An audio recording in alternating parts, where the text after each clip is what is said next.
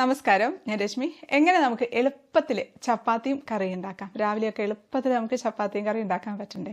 കൈക്കൊന്നും വലിയ ആയാസം ഇല്ലാതെ എളുപ്പത്തിൽ ചപ്പാത്തി കുഴച്ച് എളുപ്പത്തിൽ ചപ്പാത്തി പരത്തി അതിനേക്കാൾ എളുപ്പത്തിൽ ചപ്പാത്തി ചുട്ടെടുക്കാം. എന്നാൽ നല്ല സോഫ്റ്റ് ആയിട്ടുള്ള നല്ല ടേസ്റ്റി ആയിട്ടുള്ള ചപ്പാത്തി ആയിരിക്കും. പിന്നെ അത് മാത്രമല്ല, ചപ്പാത്തിയുടെ കൂടെ നല്ല കോമ്പിനേഷൻ ആയിട്ടുള്ള ഒരു കറിയും നമ്മൾ ഉണ്ടാക്കുന്നുണ്ട്. അത് നമുക്ക് എളുപ്പത്തിൽ ഉണ്ടാക്കാം. അപ്പോൾ നമുക്ക് അതെങ്ങനെയാണ് ഉണ്ടാക്കുന്നതെന്ന് കാണാം. അപ്പോൾ ആദ്യം നമുക്ക് ചപ്പാത്തിയുടെ മാവ് കുഴയ്ക്കാം. അപ്പോൾ അത് ഞാൻ മിക്സിയിലാണ് കുഴയ്ക്കാറ്. ഒരുപാട് നമുക്ക് കൈക്ക് സ്ട്രെയിൻ ഇല്ലാതെ കുഴച്ചെടുക്കാനായിട്ട് പറ്റും. മിക്സിയുടെ ജാറിലേക്ക് 1 കപ്പ് ഗോതമ്പ് പൊടിയാണ് ഇട്ട് കൊടുക്കുന്നത്. അതിലേക്ക് നമുക്കൊരു 1/2 കപ്പ് വെള്ളം ഒഴിച്ചു കൊടുക്കാം. ഒരു 1/2 ടീസ്പൂൺ ഉപ്പ് ചേർത്ത് കൊടുക്കുന്നുണ്ട്. നമുക്ക് അടച്ചു വെച്ച് മിക്സിയുടെ മുകളിലുള്ള പൾസ് ബട്ടൺ ഇല്ലേ, അത് ജസ്റ്റ് ഒന്ന് പ്രസ് ചെയ്ത് 2-3 പ്രാവശ്യം ഒന്ന് കറക്കുമ്പോഴത്തേക്ക് അതങ്ങ് കുഴഞ്ഞു വരും. പൾസ് ബട്ടൺ ഇല്ലാന്നുണ്ടെങ്കിൽ ഫസ്റ്റ് ഒന്ന് ലോ സ്പീഡിലേക്ക് ഒന്ന് കറക്കിയിട്ടൊന്ന് ഓഫ് ആക്കിയാലും മതി. അപ്പോൾ അത് കുഴഞ്ഞ് വന്നിട്ടുണ്ട്. അത് നമുക്കെടുത്ത് ഒരു പാത്രത്തിലേക്ക് ഇട്ട് കൊടുക്കാം. അടുത്ത 1 കപ്പും കൂടി ഇടുകയാണ്. ഇപ്പം എത്ര പ്രാവശ്യം ഇടണം? ഓരോ കപ്പായിട്ട് ഇട്ടാൽ മതി. ഒരുമിച്ച് എല്ലാം കൂടെ ഒരുമിച്ച് ഇട്ടുമ്പോഴത്തേക്ക് നമുക്കത് കറക്റ്റാக ഒരു ഇതായിട്ട് കിട്ടില്ല. എനിക്കിപ്പോൾ ആകെ 2 കപ്പ് മതി. അപ്പം 2 പ്രാവശ്യം ആയിട്ട് അടിച്ചെടുക്കും. 3 കപ്പ് പൊടി വേണമെങ്കിൽ 3 പ്രാവശ്യമായിട്ട് അടിച്ചൊന്ന് ഇട്ടേക്കും. ജസ്റ്റ് ഒന്ന് പൾസ് ബട്ടൺ അടിക്കാനല്ലേ ഉള്ളൂ. അതുപോലെ 1/2 കപ്പ് വെള്ളവും ഉപ്പും ഒക്കെ ഇട്ട് അടിച്ചെടുത്തതാണ്. അതും കൂടെ ഒരുമിച്ച് അങ്ങോട്ടേക്കാം. ഇനി ഞാൻ മാവ് കുഴയ്ക്കുന്നതിന് മുമ്പ് ആദ്യം ചെയ്യുന്ന ഒരു പരിപാടിയാണ് മിക്സിയുടെ ജാറൊന്ന് കഴുകി വെക്കോട്ടെ. മിക്സിയുടെ ജാറിലേക്ക് കുറച്ച് വെള്ളം ഒഴിച്ച് കുറച്ച് ലിക്വിഡ് വാഷ് ഒഴിച്ചിട്ട് ജസ്റ്റ് ഒന്ന് ഹൈ സ്പീഡിലിട്ട് അങ്ങ് അടിച്ചെടുക്കും. എന്നിട്ട് ഈ സ്ക്രബ് വെച്ചൊന്ന് കഴുകി ഇങ്ങെടുത്താൽ പെട്ടെന്ന് അത് ക്ലീനായി കിട്ടും. അത് അവിടെ ഇട്ട് കഴിഞ്ഞാൽ പിന്നെ അത് ഉണങ്ങി നമുക്ക് കഴുകിയെടുക്കാനും ബുദ്ധിമുട്ടായിരിക്കും. കണ്ടത് പെട്ടെന്ന് തന്നെ ക്ലീനായിട്ട് കിട്ടിയിട്ടുണ്ട്. അറിയുന്നതായിരിക്കും, എന്നാലും ഞാൻ ജസ്റ്റ് അറിയാത്തവരുണ്ടെങ്കിലോ എന്ന് വിചാരിച്ചൊന്ന് പറഞ്ഞേ ഉള്ളൂ. ഇനി നമുക്കിത് എടുത്ത് വെച്ചിരിക്കുന്ന മാവിനകത്തോട്ട് കുറച്ച് ഗോതമ്പ് പൊടിയും കൂടെ ഇട്ട് കൊടുക്കുകയാണ്. കാരണം ഇത് നമ്മൾ ഇച്ചിരി ലൂസാക്കിയിട്ടാണ് ആദ്യം കുഴച്ചിട്ടുള്ളത്. എന്നിട്ട് നമ്മൾ പൊടി ഇട്ടങ്ങ് പെട്ടെന്ന് നമുക്ക് കുഴച്ചെടുക്കാനായിട്ട് പറ്റും. എത്രയാണോ പൊടി വേണ്ടത് നോക്കി നമുക്ക് കയ്യിൽ പറ്റാത്ത ഒരു പരുവത്തിനനുസരിച്ച് പൊടിയിട്ടങ്ങ് കുഴച്ചാൽ മതി. ചിലപ്പോൾ കുറച്ച് കൂടുതൽ പൊടി വേണ്ടി വരുമായിരിക്കും. 1 കപ്പ് പൊടിക്ക് 1/2 കപ്പ് വെള്ളം ഒഴിച്ചിട്ടുണ്ടല്ലോ.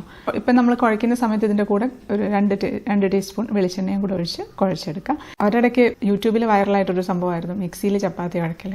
ആ സമയത്ത് ഞാൻ ഉണ്ടാക്കി നോക്കിയതാണ്. ശരിക്കും എനിക്ക് ഒരുപാട് ഉപകാരപ്പെട്ട ഒരു സംഭവമാണത്. ഇപ്പോൾ നല്ല സോഫ്റ്റാക്കി കുഴച്ചെടുത്തിട്ടുണ്ട്. തൊടുന്ന സമയത്ത് നല്ല സോഫ്റ്റാണ്.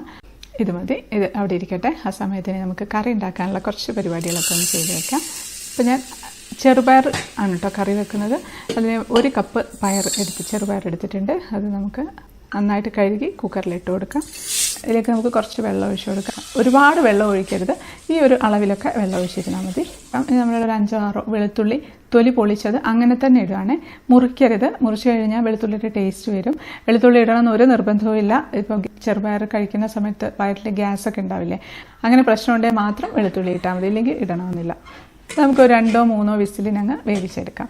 അല്ലാന്നുണ്ടെങ്കിൽ 1 പ്രാവശ്യം വേവിച്ച് ഓഫാക്കിയ പ്രഷർ പോയതിനു ശേഷം ഒന്നുകൂടെ വെച്ച് കൊടുത്തിരുന്നാലും മതി. ഇനി നമുക്ക് കുറച്ച് തേങ്ങാപ്പാൽ എടുക്കണം. ഒരു 2 കപ്പ് തേങ്ങ മിക്സിയിൽ അരച്ചിട്ട് പാലെടുത്ത് വെക്കുകയാണ്. ഇപ്പോൾ തേങ്ങാപ്പാൽ എടുക്കാൻ സമയമില്ലാത്തവരുണ്ടെങ്കിൽ, രാവിലെയൊക്കെ ഓഫീസിലൊക്കെ പോകുമ്പോൾ തേങ്ങാപ്പാലൊന്നും എടുക്കാൻ സമയം ഇല്ലാന്നുണ്ടെങ്കിൽ ഒരു തേങ്ങാപ്പാൽ എടുക്കണമെന്നില്ല കേട്ടോ. അപ്പോൾ അതിന് പകരമായിട്ട് പശുവും പാൽ ചേർത്തിരുന്നാൽ മതി. അപ്പോൾ അത് എപ്പോഴാണ് ചേർക്കേണ്ടത്, എത്രയാണ് ചേർക്കേണ്ടതെന്നൊക്കെ തേങ്ങാപ്പാൽ ഒഴിക്കുന്ന സമയത്ത് പറയാം. ഇനി നമുക്ക് ഒരു ചീനച്ചട്ടിയിലേക്ക് വെളിച്ചെണ്ണ ഒഴിച്ചു കൊടുക്കാം. അതിലേക്കൊരു 4-5 പച്ചമുളക് വട്ടത്തിൽ അരിഞ്ഞതാണ് ചേർത്ത് കൊടുക്കുന്നത്. ഇതിൽ പച്ചമുളകിൻ്റെ ടേസ്റ്റാണ് മുന്നിൽ നിൽക്കേണ്ടത്. അപ്പോൾ അതുകൊണ്ട് കൂടുതൽ പച്ചമുളക് ചേർക്കണം. അത് എരിവ് നോക്കിയിട്ട് ചേർക്കണം കേട്ടോ. അതിൻ്റെ കൂടെ തന്നെ ഒരു 4 ചുവന്നുള്ളി വട്ടത്തിലരിഞ്ഞത് അതും കൂടെ ചേർത്ത് കൊടുക്കാം. പച്ചമുളക് ഇട്ട് 1-2 മിനിറ്റ് കഴിഞ്ഞതിന് ശേഷം ഉള്ളി ഇട്ടാൽ മതി കേട്ടോ. ഞാൻ വീഡിയോ എടുക്കുന്ന തിരക്കിൽ 2 കൂടെ ഒരുമിച്ച് ഇട്ട് പോയതാണ്. കാരണം പച്ചമുളക് മൂക്കാൻ ഇച്ചിരി കൂടെ കൂടുതൽ സമയമെടുക്കും. ഇനി അത് ആ എണ്ണയിൽ കിടന്ന് നന്നായിട്ടൊന്ന് മൂത്ത് വരട്ടെ. പച്ചമുളകൊക്കെ നന്നായിട്ട് മുരിഞ്ഞ് നല്ലൊരു മണം വരും. അതാണ് ഈ ഒരു കറിയുടെ ഹൈലൈറ്റ് എന്ന് പറയുന്നത്. ഇപ്പോൾ നന്നായിട്ട് മൂത്ത് വന്നിട്ടുണ്ട് കേട്ടോ. നന്നായിട്ട് ചുമയ്ക്കുകയൊക്കെ ചെയ്യും, പക്ഷേ ആ മൂത്ത മണം വരണം കേട്ടോ. ഇനി നമുക്കതിലേക്ക് വേവിച്ച് വെച്ച ചെറുപയറങ്ങ് ചേർത്ത് കൊടുക്കാം. ചെറുപയർ ഒരുപാട് അങ്ങ് വെന്ത് ഉടഞ്ഞു പോയിട്ടില്ല. എന്നാൽ അതേ സമയത്ത് നമ്മൾ ഞെക്കി നോക്കുമ്പോൾ നന്നായിട്ട് വെന്തിട്ടും ഉണ്ടാവണം. അതാണ് ചെറുപയറിൻ്റെ വേവിൻ്റെ പാകം. വേവാതെ എടുക്കുകയും ചെയ്യരുതേ. ഇനി നമ്മൾ അതിൻ്റെ കൂടെ തന്നെ നമ്മൾ എടുത്തു വെച്ചിരിക്കുന്ന തേങ്ങാപ്പാലിൽ 2ാം പാലങ്ങ് ഒഴിച്ചു കൊടുക്കുകയാണ്. 1ാം പാൽ നല്ല കട്ടിക്കുള്ള 1ാം പാലങ്ങ് മാറ്റി വെച്ചിട്ടുണ്ട്. അതിലേക്ക് 2 കപ്പൊക്കെ പാലൊഴിച്ചിട്ടുണ്ട്. ചെറുപയറിൽ വെള്ളം കൂടുതലാണെങ്കിൽ തേങ്ങാപ്പാൽ അതിനനുസരിച്ച് എടുത്തിരുന്നാൽ മതി. ഇതിലേക്ക് ആവശ്യത്തിന് ഉപ്പിട്ട് കൊടുക്കാം. ഇതുണ്ട്, പയർ നന്നായിട്ട് വെന്തിട്ടുണ്ട്. ഇനി തേങ്ങാപ്പാൽ എടുക്കാൻ പറ്റാത്തവരാണെന്നുണ്ടെങ്കിൽ ഇതിലേക്ക് നമുക്ക് 1 പാക്കറ്റ് പശുവും പാൽ ചേർത്ത് കൊടുക്കാം. ഈ സമയത്ത് ഒരു പാക്കറ്റ് അങ്ങ് പൊട്ടിച്ച് അങ്ങനെ തന്നെ അങ്ങ് ഒഴിച്ചാൽ മതി. തിളപ്പിക്കേണ്ട ആവശ്യമൊന്നുമില്ല. ഒരുപാട് പഴക്കമുള്ള പാലൊന്നും ഒഴിക്കരുത്, പിരിഞ്ഞു പോകും. അല്ലാത്ത പാലാണെന്നുണ്ടെങ്കിൽ ഒരു പ്രശ്നമില്ല. ഞാൻ ഒരുപാട് പ്രാവശ്യം ഉണ്ടാക്കിയിട്ടുണ്ട്. ഞാൻ ഓഫീസിൽ പോകുന്ന സമയത്ത് മിക്കവാറും രാവിലെ ഈ ഒരു കറി ഉണ്ടാക്കുക. ഇത് പുട്ടിന് നല്ലതാണ്, ചപ്പാത്തിക്കും നല്ലതാണ്. ഒരു പാക്കറ്റ് എന്ന് പറയുമ്പോൾ 1/2 ലിറ്റർ പാലാണ്. അപ്പോൾ തേങ്ങാപ്പാൽ ഒഴിക്കുമ്പോഴുള്ള അത്രയും ടേസ്റ്റ് ഉണ്ടാവില്ല എന്നേ ഉള്ളൂ, എന്നാലും നല്ല രുചി തന്നെയായിരിക്കും. പക്ഷെ തേങ്ങാപ്പാലാണ് ബെസ്റ്റ്. ഇനി കുറച്ച് തേങ്ങാപ്പാലും കുറച്ച് പശുപാലും രണ്ടും കൂടെ മിക്സ് ചെയ്തിട്ട് ഒഴിക്കാം. ഇനി അതവിടെ ഇരുന്ന് തിളക്കട്ടെ. ഒരുപാട് സമയം വെച്ച് തിളപ്പിക്കേണ്ട ആവശ്യമില്ല, കുറച്ചൊന്ന് തിളച്ചാൽ മാത്രം മതി. അപ്പോഴാ മുളകിൻ്റെയൊക്കെ ആ ടേസ്റ്റ് അങ്ങ് ഇറങ്ങും. പിന്നെ ഒരുപാട് വെള്ളമായി കഴിഞ്ഞാൽ കുറേ സമയത്ത് തിളപ്പിക്കേണ്ടി വരും, അപ്പോൾ ആ ടേസ്റ്റ് അങ്ങ് മാറിപ്പോവേ. ഇനി അതിലേക്ക് നമുക്ക് 1-ാം പാൽ അങ്ങ് ഒഴിച്ചു കൊടുക്കാം. 1/2 കപ്പൊക്കെ 1-ാം പാൽ ഒഴിക്കാം. 1-ാം പാൽ ഒഴിച്ചതിന് ശേഷം ഒരുപാട് സമയം തിളപ്പിക്കേണ്ട. അപ്പോൾ അതാ നമ്മുടെ കറി റെഡി ആയിട്ടുണ്ട്.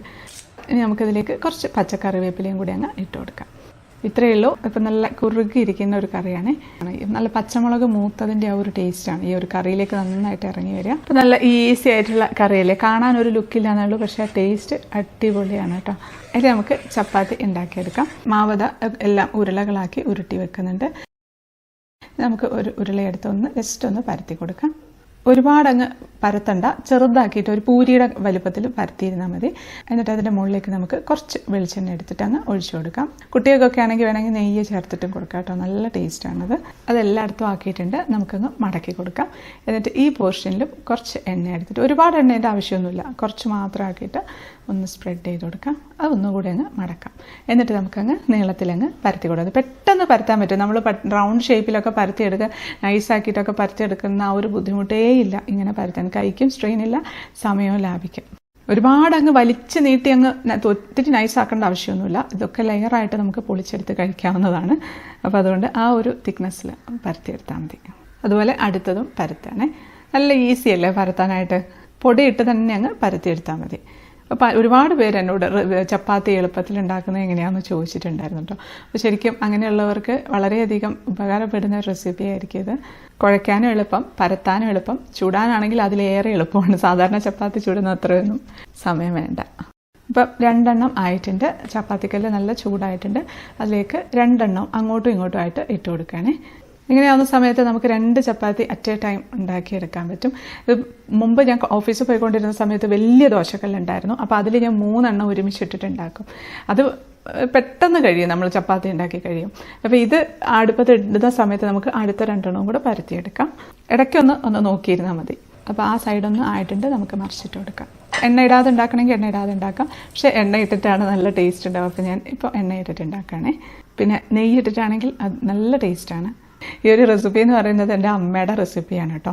അമ്മയുടെ റെസിപ്പി എന്ന് പറയാൻ പറ്റില്ല, ഒറിജിനൽ മിസ്സിസ് കെ എം മാത്യുവിൻ്റെ റെസിപ്പിയാണ്. ഈ ഒരു ചപ്പാത്തിയും ഈ പയറുകറിയും രണ്ടും അമ്മ മിസ്സിസ് കെ എം മാത്യുവിൻ്റെ ഭയങ്കര ഫാനായിരുന്നു. പക്ഷേ എനിക്ക് പറഞ്ഞു തന്നത് അമ്മയാണ്, അതുകൊണ്ടാണ് ഞാൻ അമ്മയുടെ റെസിപ്പി എന്ന് പറഞ്ഞത്. കുഞ്ഞായിരിക്കുന്ന സമയത്ത് സ്ഥിരം വീട്ടിലുള്ള ഒരു ഐറ്റമാണിത്. ഇപ്പോൾ ചപ്പാത്തി കല്ലിന് അടുത്തുനിന്ന് തന്നെയാണ് പരത്തുന്നതെങ്കിൽ ഇത് ഒരുമിച്ച് തന്നെ ചെയ്തെടുക്കാൻ പറ്റും. ഇല്ലാന്നുണ്ടെങ്കിൽ ഒരു 4-5 എണ്ണമൊക്കെ ഒരുമിച്ച് പരത്തി വെച്ചിട്ട് ഉണ്ടാക്കി ഇടയ്ക്ക് ചെറിയ ചെറിയ ഗ്യാപ്പ് കിട്ടുമല്ലോ, ആ സമയത്ത് ബാക്കി പരത്തിയെടുത്ത് വെക്കുകയും ചെയ്യാം. ചപ്പാത്തിയൊക്കെ എപ്പോഴും ഉണ്ടാക്കുമ്പോൾ ഇതിപ്പോൾ ഈ രീതിയിലായാലും വട്ടത്തിലുള്ള ചപ്പാത്തി ആയാലും ഹൈ ഫ്ലെയിമിലിട്ട് പെട്ടെന്ന് ഉണ്ടാക്കിയെടുക്കണം. ഒരുപാട് സമയം കല്ലിലിട്ട് കഴിഞ്ഞാൽ ചപ്പാത്തി ഉറപ്പായിപ്പോൾ. ഇപ്പോൾ 2 സൈഡും ഈ ഒരു കളറിലൊക്കെ ആയി കഴിയുമ്പോൾ നമുക്ക് അങ്ങനെ എടുക്കാം. അതേപോലെ നമുക്ക് എല്ലാ ചപ്പാത്തിയും ഉണ്ടാക്കിയെടുക്കാം. ഇപ്പോൾ ഇതാ 2 ചപ്പാത്തി റെഡി ആയത് എടുത്തു വെച്ചിട്ടുണ്ട്. പയറുകറി എടുത്തു വെച്ചിട്ടുണ്ട്. ഇതുണ്ട് നല്ല ലെയറായിട്ട് പൊളിഞ്ഞു വരുന്ന ചപ്പാത്തിയാണ്. ഇതിപ്പോൾ കാണുന്ന സമയത്ത് നമ്മൾ ഉൾഭാഗം വെന്തിട്ടില്ലേ എന്നൊരു സംശയമൊക്കെ തോന്നാം, പക്ഷെ ഉള്ളിലൊക്കെ നന്നായിട്ട് വെന്തിട്ടുണ്ട്. ആവി കയറി വെന്തിട്ടാണുള്ളത്. നമുക്കറിയാലോ ആവിയുടെ ആ ഒരു ചൂട് എന്താണെന്നുള്ളത്. ആവി കയ്യിലോട്ടൊക്കെ അടിച്ചിട്ടുണ്ടെങ്കിൽ എന്താ വിവരം നമ്മളറിയുമല്ലോ. നേരെ ദോശക്കല്ലെ തൊടുന്നതിലും കൂടുതൽ പൊള്ളും നമുക്ക് ആവി കയ്യിലടിച്ചാലേ. അപ്പോൾ അതിൻ്റെ ആ ഒരു ഡാർക്ക് സ്പോട്ട്സ് ഒന്നും ഉള്ളിൽ ഉണ്ടാവില്ല എന്നേ ഉള്ളൂ. നമുക്ക് വേണമെങ്കിൽ ഇതുപോലെ ലെയറായിട്ട് പൊളിച്ചിട്ട് കഴിക്കാം. ഇതിപ്പം 4 ലെയറായിട്ട് ഉണ്ട്. അത് പയറുകറി ഒഴിക്കുകയാണ്. ഇതിപ്പം നല്ല ചൂടാണ് പയറുകറി. കുറച്ചുകൂടെ തണുത്ത് കഴിയുമ്പോൾ കുറച്ചുകൂടെ നല്ല കുറുകി കട്ടിയായിട്ട് വരും. നമുക്കൊന്ന് കഴിച്ച് നോക്കാം. അടിപൊളിയാണ്. ശരിക്കും ഭയങ്കര നോസ്റ്റാൾജിക്കാണ് ഈ ഒരു ചപ്പാത്തിയും ഇങ്ങനെ ഉണ്ടാക്കിയ പയറുകറിയും. എത്ര കഴിച്ചാലും മടിക്കില്ല, അത്രയും ടേസ്റ്റി ആയിട്ടുള്ള ഒരു കോമ്പിനേഷനാണ്. നല്ല സോഫ്റ്റാണ്. അതിപ്പോൾ ലെയർ ആക്കണമെന്നില്ല, ഒരുമിച്ച് മുറിച്ച് കഴിക്കുകയും ചെയ്യാം. അപ്പോൾ തണുത്ത് കഴിഞ്ഞാലും ഇതേ സോഫ്റ്റ്നെസ് ഉണ്ടാവും കേട്ടോ. എവിടേക്കെങ്കിലും പോകുമ്പോൾ കൊണ്ടുപോകാനായാലും ലഞ്ച് ബോക്സിലൊക്കെ കൊടുത്തുവിടാനൊക്കെ ആയാലും നല്ല സോഫ്റ്റായിട്ട് തന്നെ ഇരിക്കും. ഇതുണ്ടോ, ഇതും അതേപോലെ തന്നെ നല്ല ലെയറായിട്ടിരിക്കുന്ന ചപ്പാത്തിയാണ്. അപ്പോൾ എല്ലാവരും ഈ ഒരു കോമ്പിനേഷൻ ഉണ്ടാക്കി നോക്കുമല്ലോ. വീഡിയോ ഇഷ്ടപ്പെട്ട ഷെയർ ചെയ്യാൻ മറക്കല്ലേ. അപ്പോൾ നമുക്ക് അടുത്തൊരു അടിപൊളി റെസിപ്പി ആയിട്ട് കാണാം. അതുവരേക്കും stay happy, stay positive. By.